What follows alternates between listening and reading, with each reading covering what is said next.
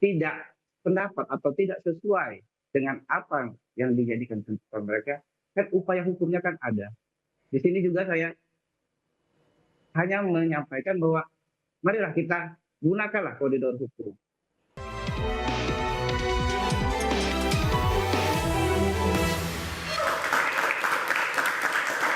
Pemirsa, selain pengacara keluarga Dini yang sudah bergabung bersama kami, juga sudah bergabung bersama kami Humas Pengadilan Negeri Surabaya, Bapak Alex Adam. Selamat malam, Pak Alex.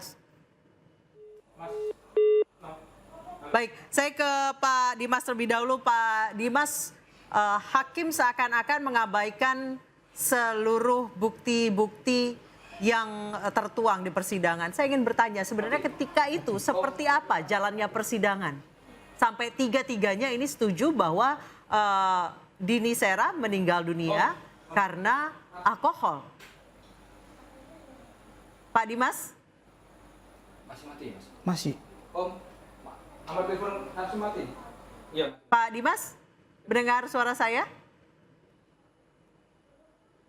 Pak Dimas? Baik, oke, saya ke Bang Saur. Bang Saur, tiga-tiganya setuju kalau Dini Sera meninggal dunia karena alkohol, bukan karena penganiayaan. Tadi Pak Harle dari Kejagung mengatakan bahwa emang bisa alkohol bikin luka majemuk di organ tubuh, di hati. Ini kok bisa tiga-tiganya keputusannya sama? Apa benar ada hengki-pengki katanya kata anggota DPR? Saya kira Mbak Anissa, kehadiran kita di sini barangkali bukan dalam konteks kita menghakimi hakim. Tapi malah saya bersyukur karena malam hari ini narasumber kita adalah Pak Marwarar. Dia bukan saja berkarir sebagai hakim di pengadilan negeri, tapi saya kira beliau terakhir sebagai hakim Mahkamah Konstitusi. Kita bersyukur berdoa kepada beliau karena sampai detik ini beliau masih segar dan jernih dalam pemikiran-pemikiran beliau. Kalau kita tadi melihat konstruksi yang dibangun dakwaan jaksa, kan itu ada 4 pasal setidaknya yang dikenakan kepada si terdakwa ini. Pertama pembunuhan, kemudian penganiayaan membuatkan kematian atau penganiayaan biasa, dan keempat adalah kematian karena kelalaian. Tadi Pak Harli karena memang dia lebih pantas ngomong, kita beruntung juga. Paling nggak mungkin kita menganalisa lebih dari pernyataannya. Jelas tadi di visumnya bahwa kematian daripada almarhum Dini ini karena ada pendarahan dalam hatinya yang membuat kematian tidak ada di sana karena alkohol. Ya toh memang dalam tubuhnya mungkin ada alkohol, tetapi dalam scientific evidence yang sekarang ini sesungguhnya dalam pidana modern, sesungguhnya sekarang menekankan namanya scientific evidence yang relatif tidak berubah dalam perjalanan waktu. Dia bisa stabil, itu sudah terbukti. Nah oleh karena itu saya kira mengapa ini jadi keguncangan luar biasa. Karena bukti-bukti sebelum misalnya katakanlah kalau ada alasan hakim. Nanti mungkin Kak Humas untuk membicarakan. Dini almarhum ini kan dibawa muter-muter dulu. Muter-muter ke apartemen, bahkan di apartemennya dibiarkan naik. Bahkan security pernah bertanya ini wanita siapa?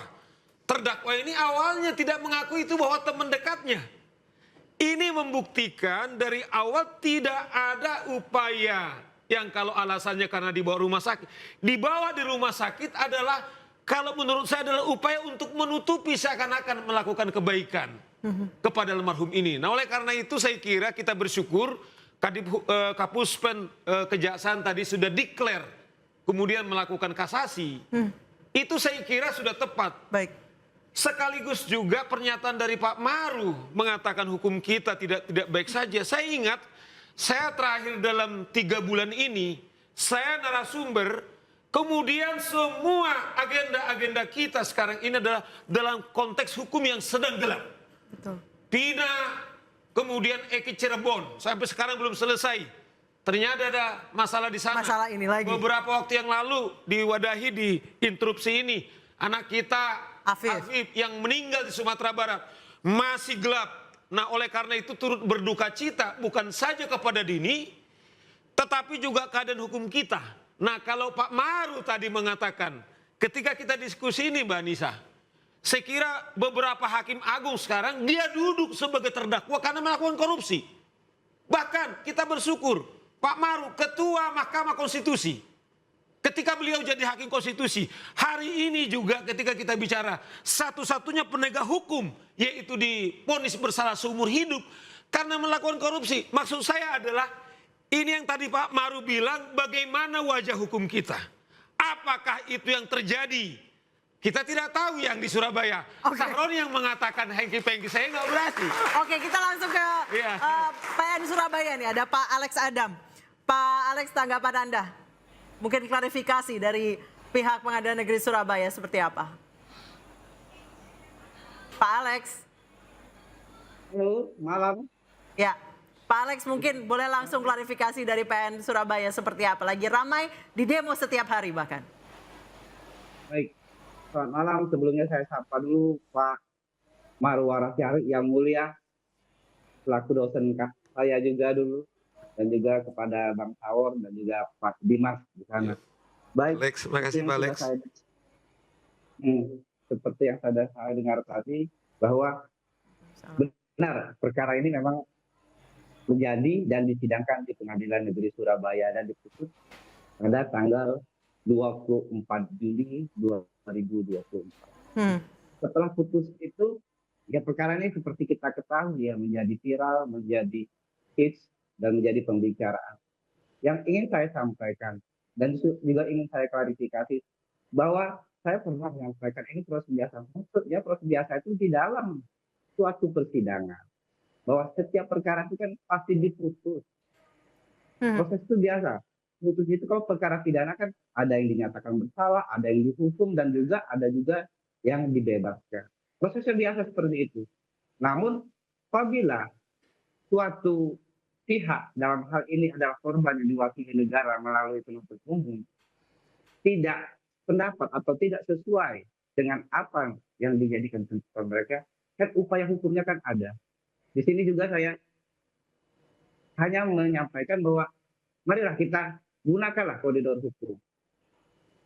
Ini putusan bebas, artinya putusan ini harus kasasi. Manfaatkanlah putusan kasasinya seperti yang disampaikan oleh Kapus Penkum Kejaksaan Agung Pak Harli tadi. Justru saya sangat dukung. Karena itu manfaatkanlah. Karena itulah upaya terhadap putusan itu apabila ingin dikoreksi atau ingin diperbaiki. Karena nanti perkara tersebut akan dinilai dan akan disidangkan kembali oleh hakim di Mahkamah Agung, oleh hakim lagi. Karena memang ada gium bahwa res judicata atau veritate or habeturis, artinya setiap putusan hakim itu harus dianggap benar. Nah, kalau bagaimana mengubah putusan ini jangan sampai berkekuatan hukum itu, ya upayanya adalah upaya hukum kasasi. Iya.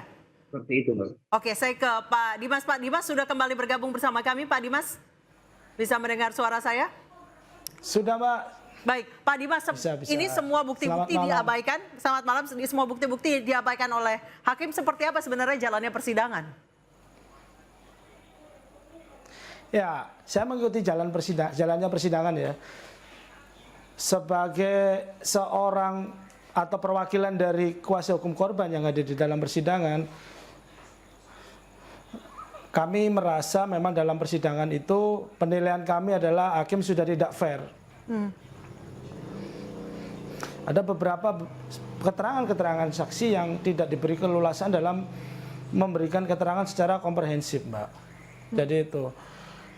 Jadi sehingga kami pun juga merasa pada saat putusan ini seharusnya dibacakan pada hari Senin, namun kemudian dibacakan hari Rabu, itu kami juga merasa di sana ada keanehan. Bagaimana ada waktu 14 hari yang sudah bisa dimanfaatkan, kemudian tiba-tiba putusan ini ditunda dan pada hari Rabunya putusan dinyatakan bebas. Itu, Mbak. Baik, tadi keterangan saksi-saksi apa yang tidak di-highlight oleh hakim, Pak Dimas? Contohnya? Ya, contohnya adalah keterangan saksi ahli forensik. Bagaimana di sana dia sudah menerangkan bahwasanya kondisi bagaimana korban ini bisa meninggal dunia. Bahkan tentang alkohol pun sudah diklarifikasi secara jelas di dalam persidangan. Hakim menanyakan kepada ahli forensik, apakah ada kandungan alkohol di dalam tubuh dari korban. Dan secara jelas ahli forensik mengatakan bahwasannya ada, tapi alkohol tidak menyebabkan kematian terhadap korban. Begitu, Mbak. Itu berbanding terbalik dengan apa yang menjadi pertimbangan hakim di dalam putusannya. Baik, kemudian katanya tidak ada bukti penganiayaan, tidak ada bukti, padahal memang ada luka di tubuh korban.